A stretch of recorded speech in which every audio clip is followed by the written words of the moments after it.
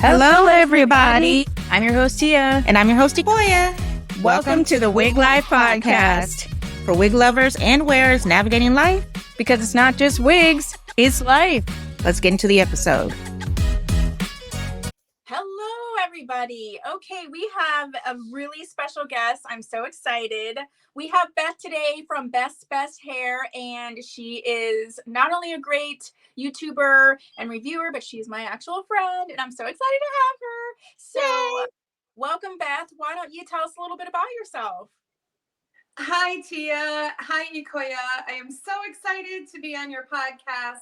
This is so much fun. I've never done anything like this before. But for your subscribers, my name is Beth, and I have Beth's Best Hair. Just Tia cannot say Beth's Best Hair, by the way.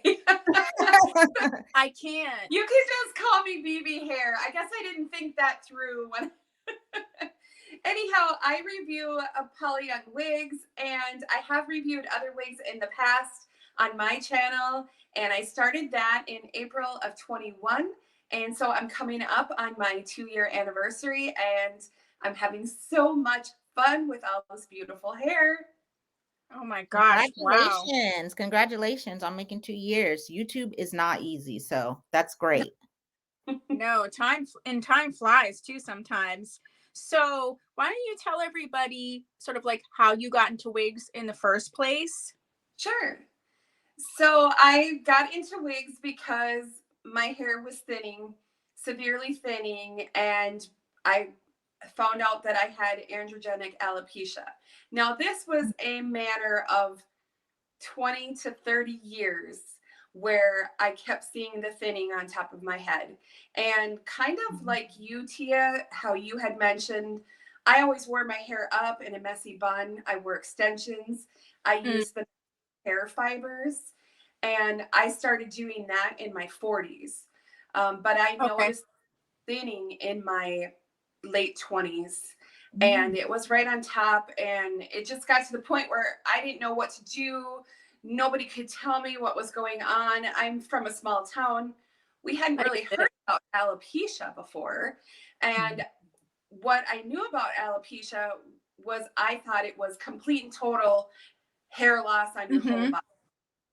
I didn't realize that there were other forms of it. And so in 2017, I had gotten sick, and that's when it really hit, and my hair completely changed. It turned kind of wiry and gray, and I could not do anything.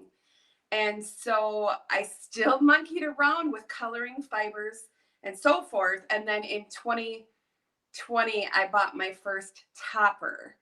The thing that I found difficult was the wigs were marketed to white women were so expensive. And I don't quite know why that is. And so it was really out of my budget. And by the time I finally decided to put a topper on, it was a John Renault topper, and I spent a lot of money. I didn't have enough hair to make it work. I would try, but I would do the topper and extensions. And my hair was just baby fine underneath.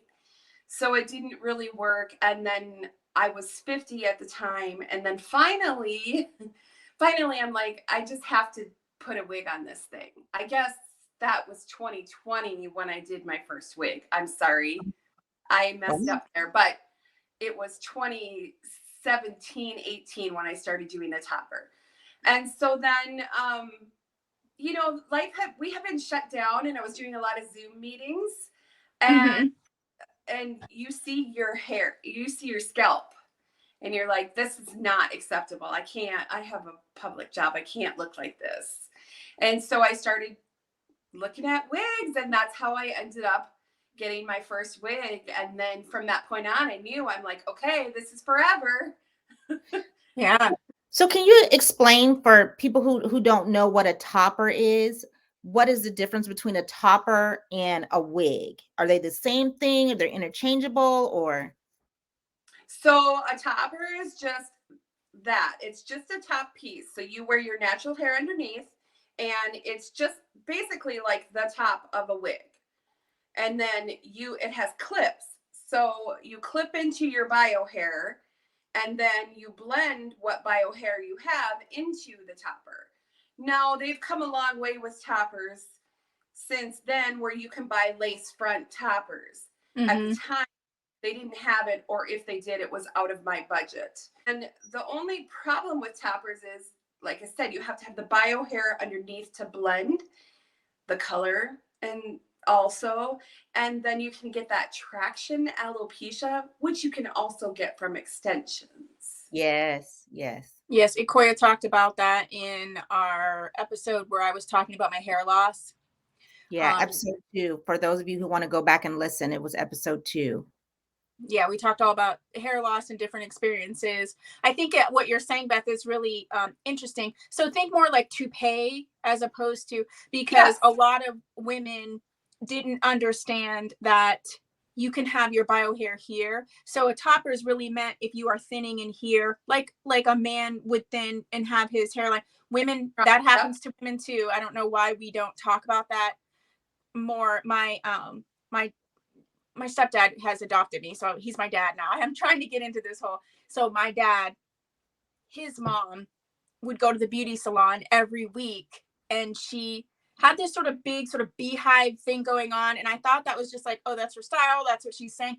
But here she was bald here, so her hair was like down to here, but it looked like a kind of coiffed bob, because they would style it up every week into this hair that covered this and spray it down, and then she'd wear like a little tie every day, and so she would go once a week where they would then style it back up to cover that, and nobody could say anything. Like we all kind of was like, something looks a little, and you just didn't, so how are we supposed to know? Like you're saying, Beth, how do we know what we're supposed to do or what our options are? Exactly. I feel like we have the same hometown because there were a lot of women. You probably. we probably There do. were a lot of beehive women. Small town, sometimes you're like, blink, blink, blink. It's just the same thing, different name. Yeah.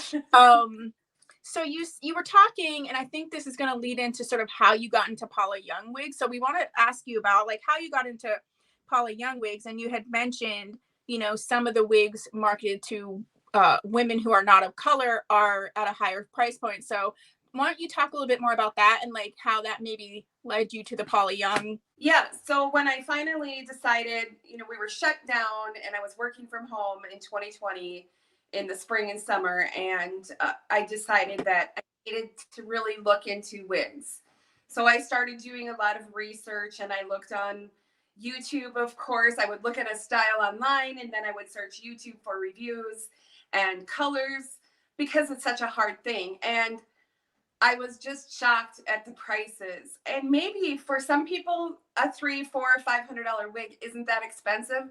But for me, it was too expensive. And I knew that I couldn't spend that on myself, even though I knew that I needed a wig. And I don't even recall how I stumbled upon Paula Young, but I feel like it was on YouTube that somebody maybe had a video. And I was like, well, that's cute. And that looks just as cute as that one that was $500. So maybe I should give it a try. And so that's basically how I did it. And then I would go to the website and look, and then I would look and see if there was a review. And I finally made the leap. September of 2020, got my first wig. Wow. Paula Young, of course. When after that did you start doing your YouTube channel? Because that's how I found you. Well, I'll go into that in a minute. But so you got your first Paula Young wig in September of 2020. So then how did you move from, okay, I'm doing wigs, now I got a Paula Young wig, and now I'm going to just like start a channel? Sure. So I joined a couple hair loss groups on Facebook. And there's a Paula Young fan group, which I wasn't actually a part of. I was going on the Hair Loss Sisters, I think, or something of that nature. They're private groups, so it's a safe place for you to post pictures, to ask your questions. And then somebody DM'd me and said, hey, we have a Paula Young fan group. So I went over there and posted a couple pictures, and people were like, how does your wig look so natural? Oh my gosh, how do you do it? It looks so pretty. And so then I started doing little video clips that I would just post over there to show what I did. And then it was that people from that group that said, you should have a YouTube channel, because there really wasn't a lot on YouTube for Paula Young, and there wasn't a lot in sort of my really age group for affordable wigs. So that's kind of, I already had another YouTube channel for keto cooking. So I kind of Yeah. understood how YouTube worked. And I thought, well, maybe I'll try that. Not really knowing what I was doing. Because I had never filmed myself on camera. That was a very scary prospect for me, being, over 50, plus size. I was like, I don't know if I want to put myself out there. And even my daughter was like, Mom, are you sure you want to do that?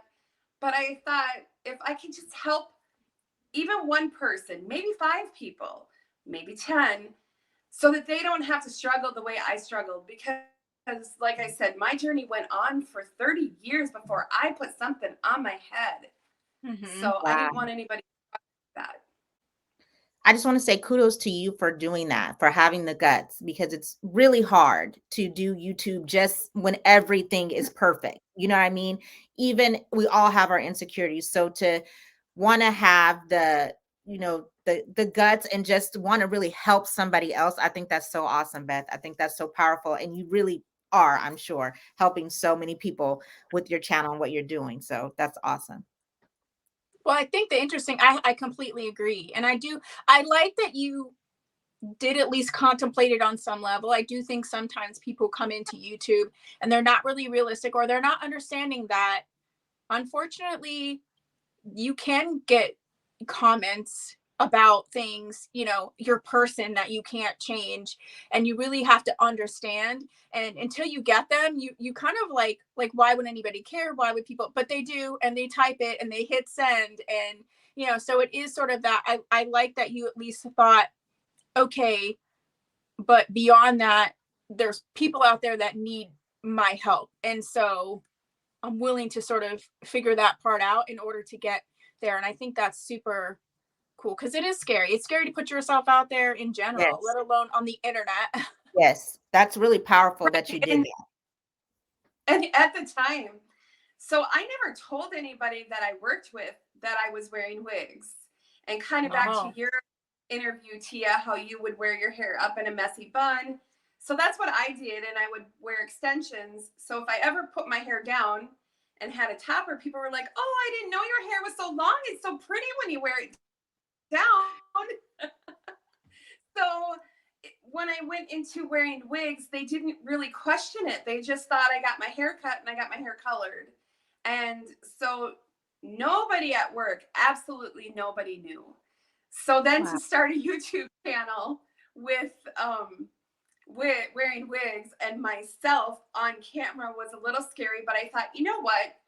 People that I work with aren't going to be seeing my video unless they're searching for, you have Right. to or put in the wigs. search. Yeah. Yeah. And so if I can just interject one quick funny story, we had a Christmas party, and this was last year, and I work in Parks and Rec, and so I was wearing a little curly wig then, kind of a wavy bob. And the art director was like, oh, your hair looks so cute. You cut it. Do you have naturally curly hair? And I didn't want to say anything because there was also a number of men in there, and my boss is a man. And then we're all sitting down at this table because it was a potluck.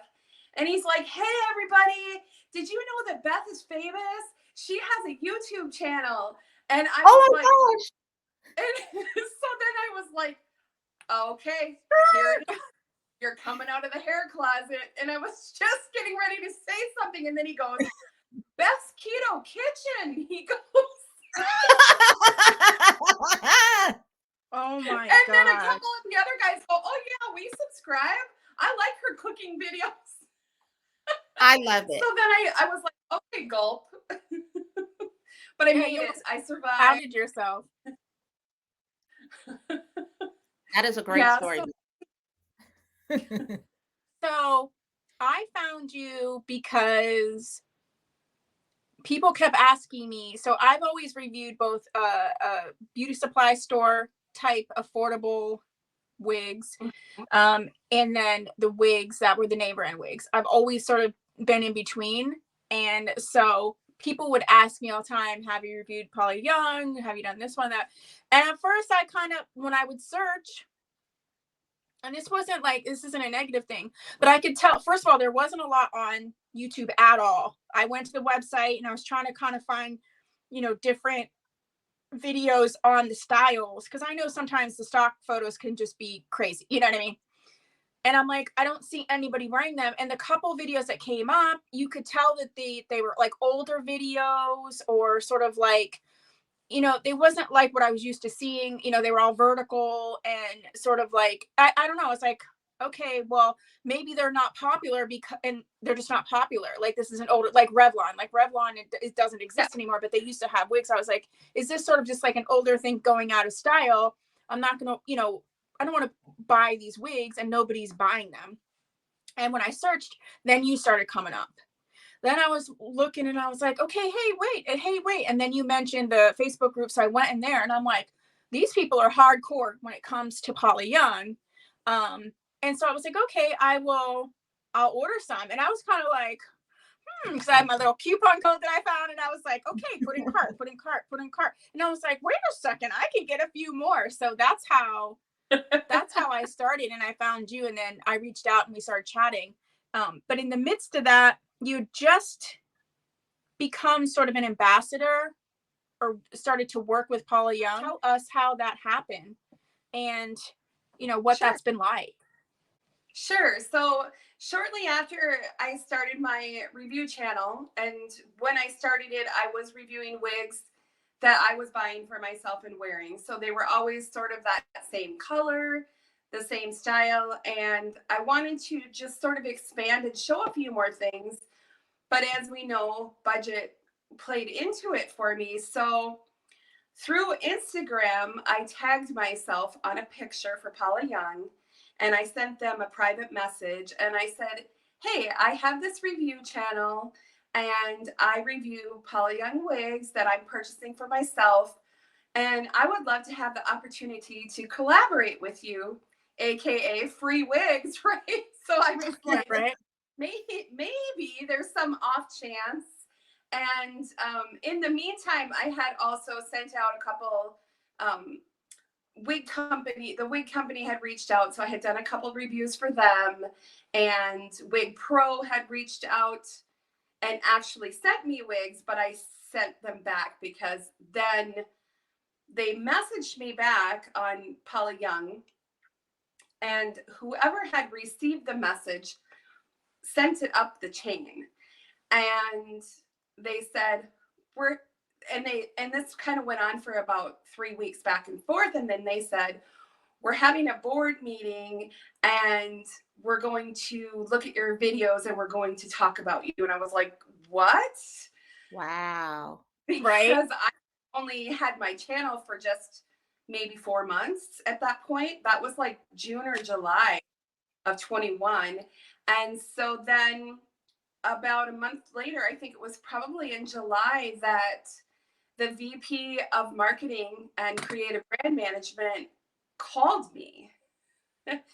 And she told me who she was. And I was like, oh my gosh. And she's like, I've already talked to the CEO and he has given me the green light to offer you to be our brand ambassador. And she said that we've never had a brand ambassador before.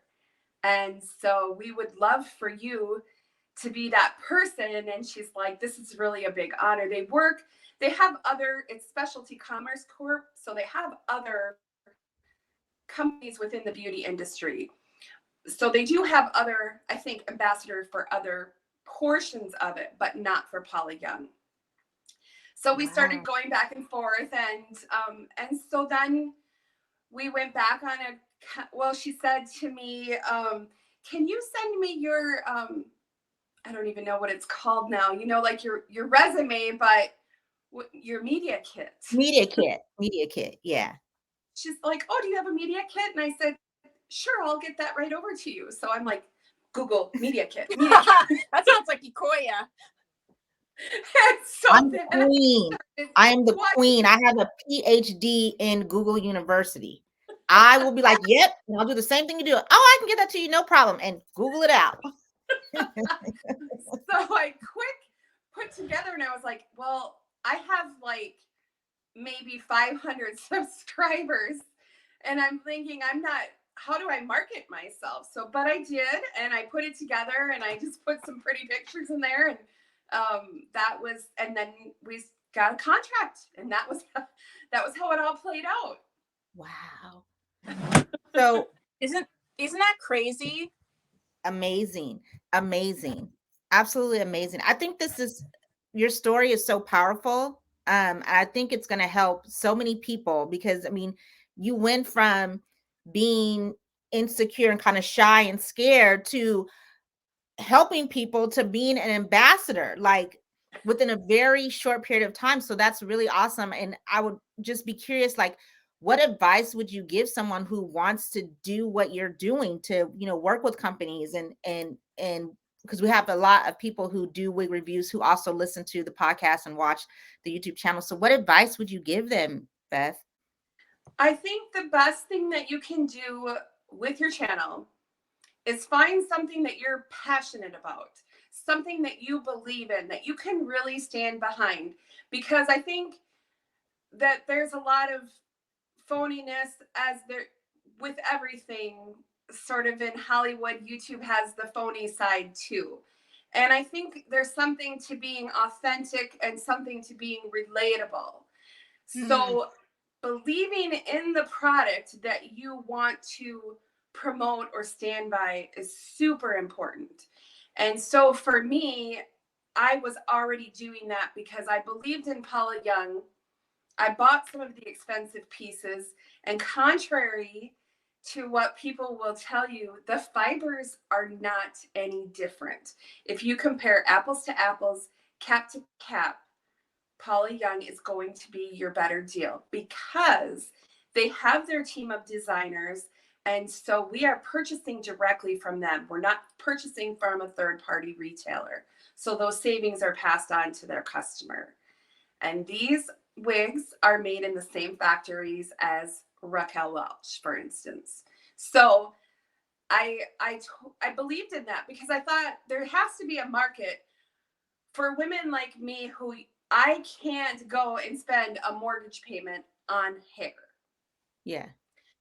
And so I think even if it's not wigs, even if it's a beauty product that you believe in, I think as long as you believe in it, that's half the battle right there. And then do your homework. Like you said, Google University, do your homework, do your research. Don't come in it blind. Don't have blind expectations. Set yourself some realistic goals and do that and follow through and realize that if you want to make this sort of your business, then you're going to have to work at that. And for me, it's a part-time because I have a full-time job. I'm hoping maybe someday when I retire that this could be my legitimate second income. I'm still building myself to the point where I'm spending more on wigs than I am in return. That's fine with me. I'm basically trying to cover what I'm purchasing for myself to wear every day. I know it takes time, and I think I don't want people to have unrealistic expectations. I think that's so important what you're saying, because I do think, and it kind of goes into the whole like phony thing, like the whole, obviously you kind of like, it's like fake it till you make it. And that's all well and good. But sometimes it's giving people the impression that things, I've been on YouTube a while. I don't have a ton of subscribers, but I'm almost at 7,000.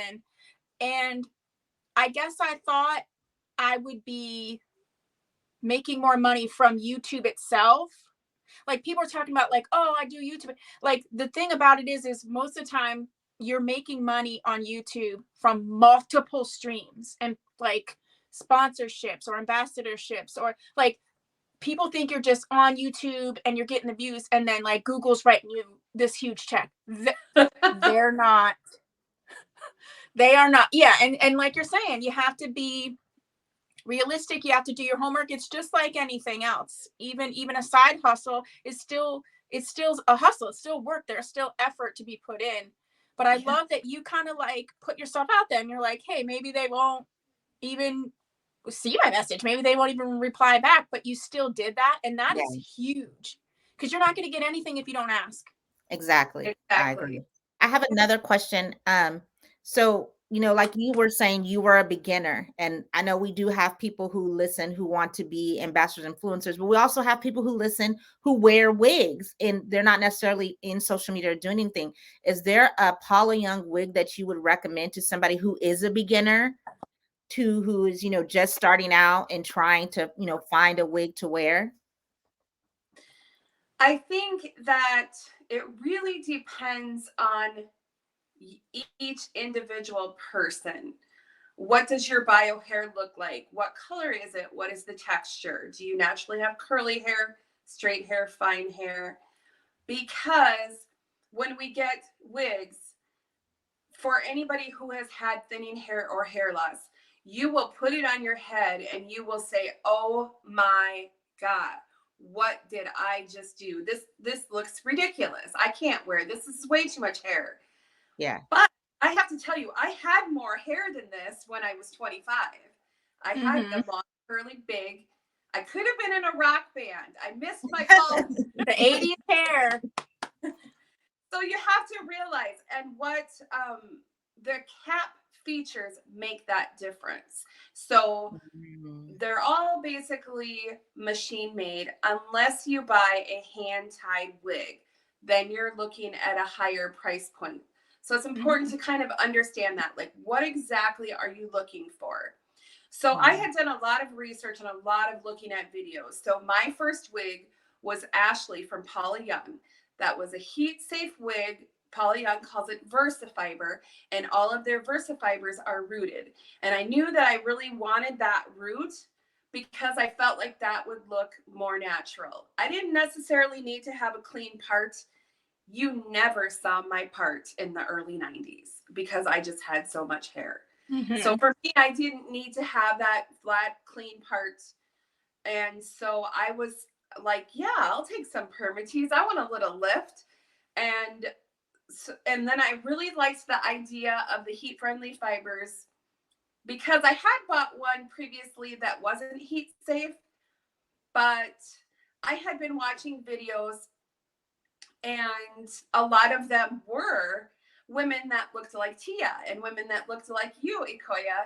And so they were just slaying those wigs. And I thought, oh, I should put a flat iron on this white lady wig, but I couldn't. I burned it and I had to throw it in the garbage. I think that you're making so many really important points, and you've talked about it being more of the bargain uh, pricing, or not as expensive as Raquel Welch. I mean, there's very few brands that are. Being a retailer myself now for the name brand wigs, I do understand a little bit more. But there's one thing that I think it's important to address, whether it's someone that loves Paula Young or not. There has been questions about the consistency and quality.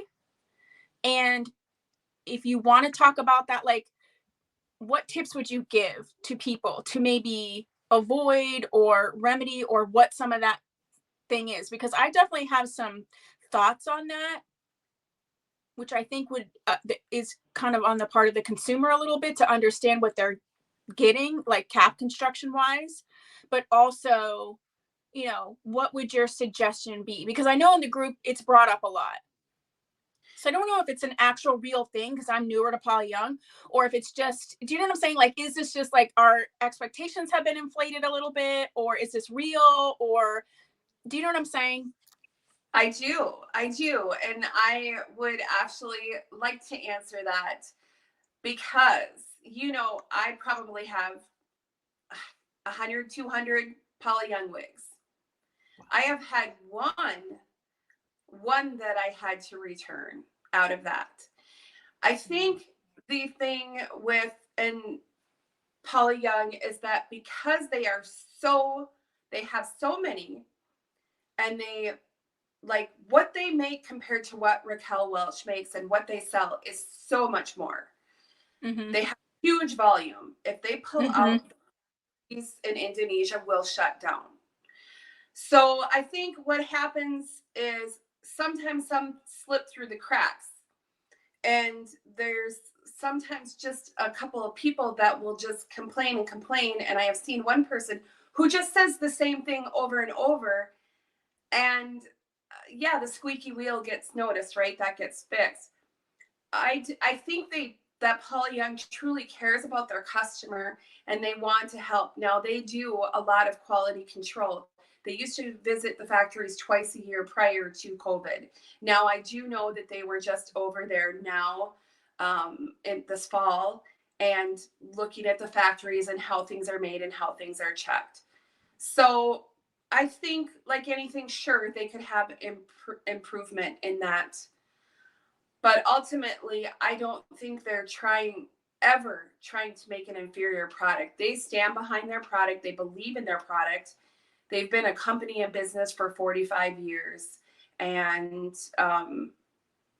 I think sometimes, I do think, and I have seen this with other brands as well, the color can make a difference on whether you see wefts. Maybe a platinum or a lighter color sometimes is a little bit harder to disguise a weft.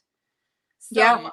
I do think sometimes that makes a difference. I think darker wigs are easier to mask that.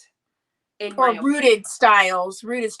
I would have to agree. I've said that before, that if you're going to do a blonde, because their alternative is to actually make the cap white or cream colored, yes, which then for some people that actually sticks out more. So yes, I do feel like I'm so glad that you were willing to address it, because this is a thing that you hear. I don't have 200 Polly Young wigs, but I mean, I went crazy with some of the stuff. I mean, I probably have at least 35 that I have here and have gotten not rid of just because of the cycle of I can't have every wig that I review, and have sold. Right. So I probably experienced at least 50.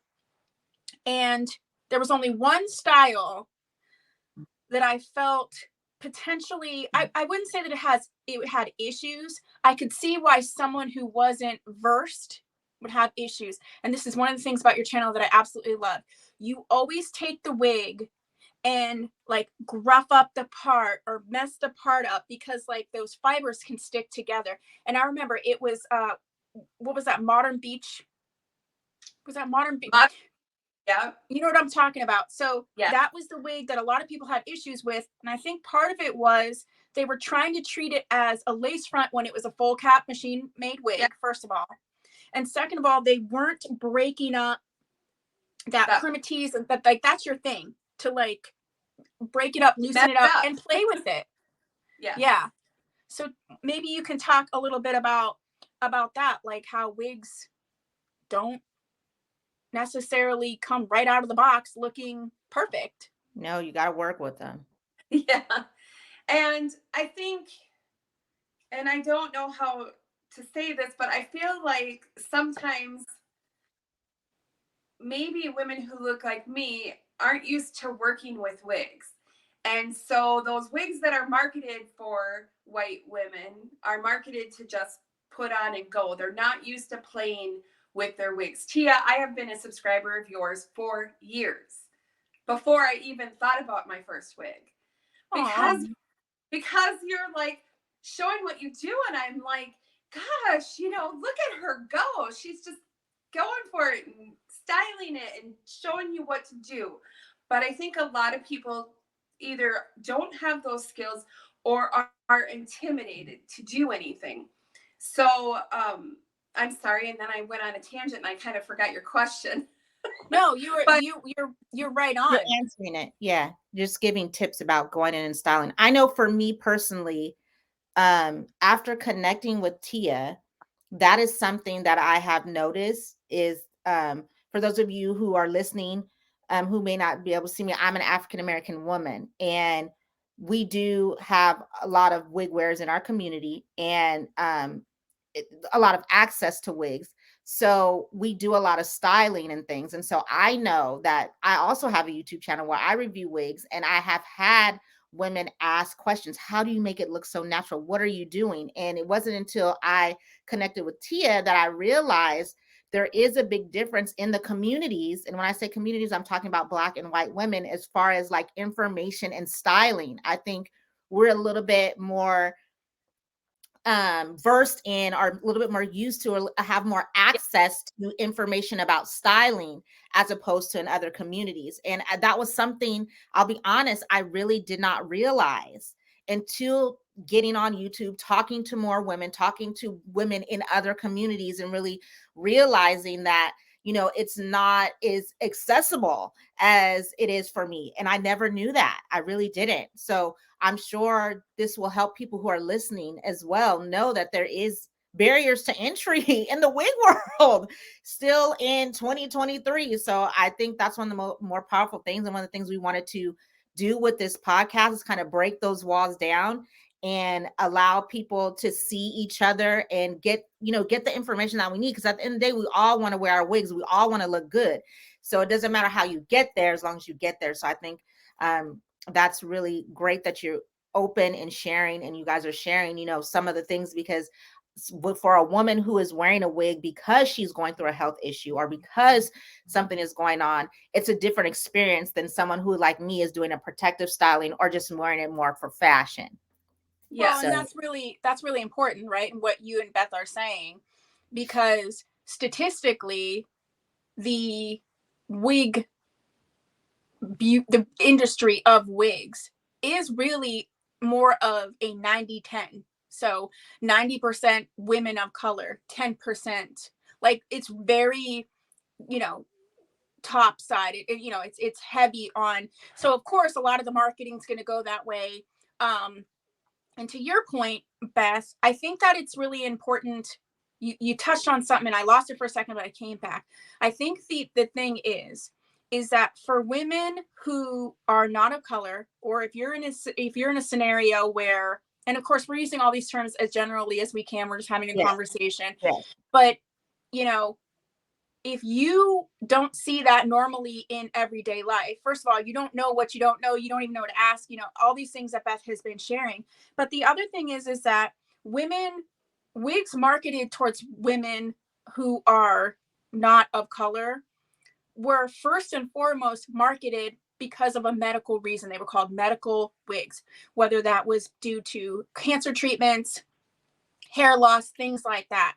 So if you are a woman who has lost your hair medically, especially if it's something like a treatment where it's like you have hair one day and then you don't, you don't know even where to start, what to do, or your bio hair typically wouldn't be full.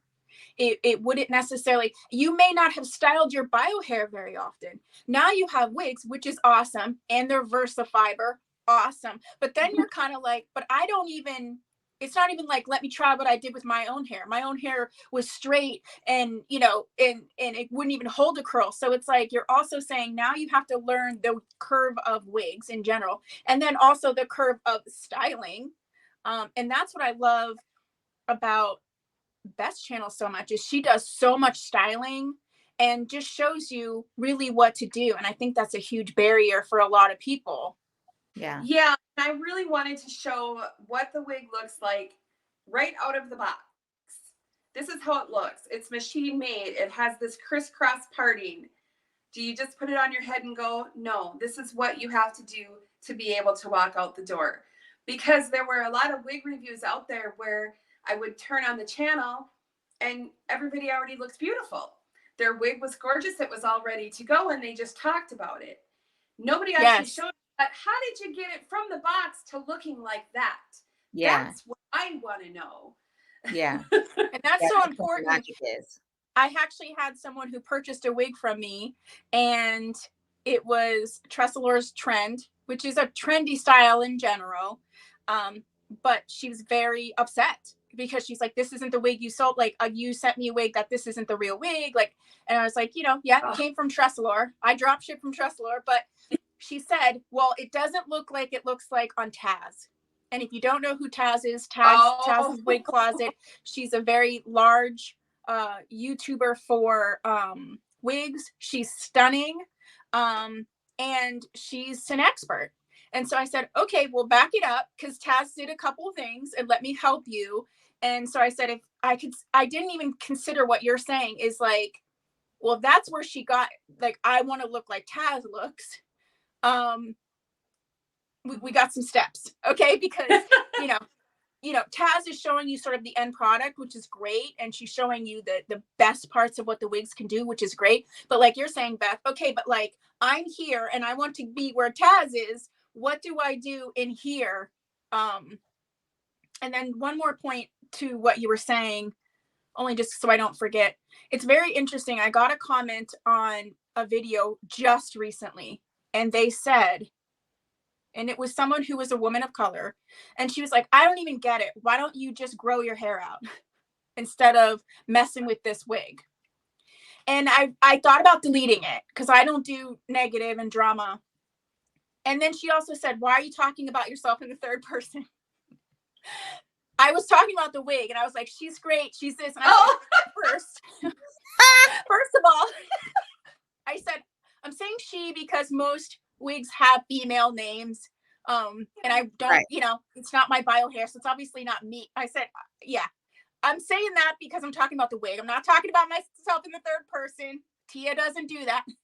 But I said, I did reply back, and I said, I can't just grow my hair out. I have alopecia.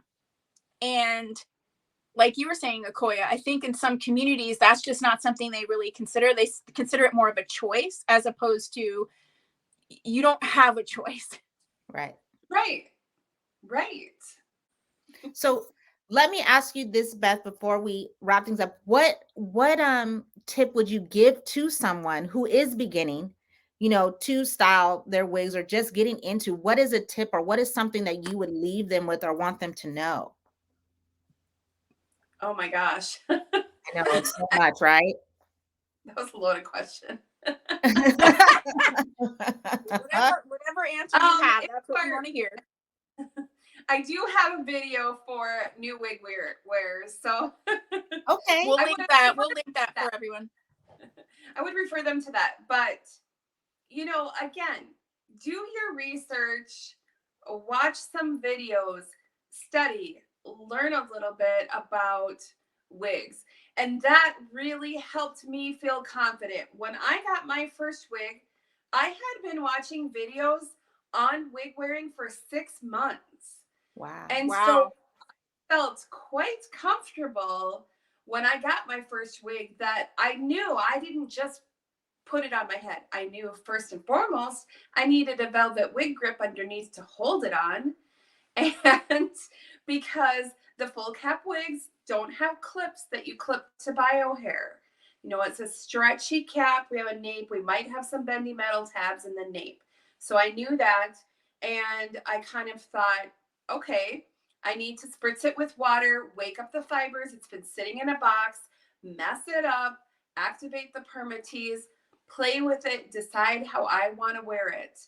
And I think that's the thing. People need to have fun with it and don't be afraid to play with it. I think sometimes people might be so afraid that they might mess up the style, but you need to make it your own. When we in the wig community say, make it your own, that's what we mean.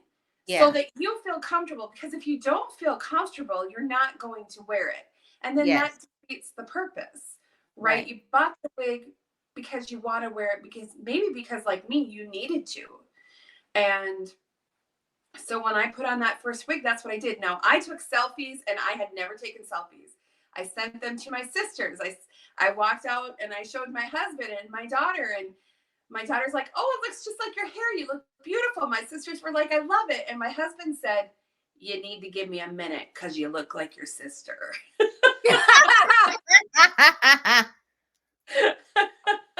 Cute. That is funny. He has since, he loves it. He says my hair looks better than everybody else's. So I think you have to give yourself the time. I think you need to be open-minded. You need Mhm. to be willing to play around. And how would you move it? Just because it comes with the center part doesn't mean that's how you have to wear it. Yeah. You can move it around and have fun with it. And so that's what I like to show on my channel. Make it your own. I love that. What a Me great too. way to like close it. I love I that. know, yeah. So where can we find you, Beth, online on the interwebs? Please drop all of your social media sites and names and all that stuff. Sure. So my channel on YouTube is Best Hair. Sorry, Tia. I know she has trouble saying that. I do every time. I've been thinking about changing it to BB Hair, and I have my marketing now to BB Hair, but it's Best Hair. A lot of people know me as that. So I'm also on Instagram, Best Hair, and now I started a Facebook page, Best Hair, which I just started 2 nights ago. Oh, love that. So Ooh, send me an invite. Yes, I will. and we'll have all the links in the show notes if you're listening. And then if you're watching, of course, on YouTube, we'll have everything down in the description box. You guys go check out Best Hair. Now I'm struggling, BB Hair. and Sorry.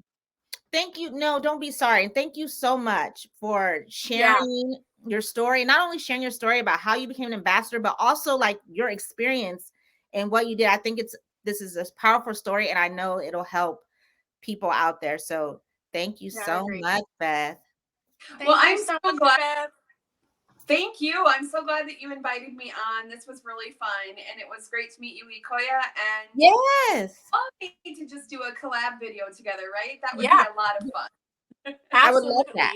You know I'm down for the collab, so yeah. And if you're listening, make sure you rate this podcast, and also make sure you give the video a thumbs up if you're watching. So see you in the next episode. Bye. bye.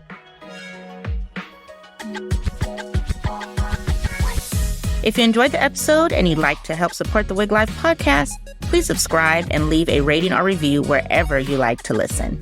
To stay up to date with the Wig Life podcast, visit our website and follow us on socials everywhere at Wig Life Podcast. See you.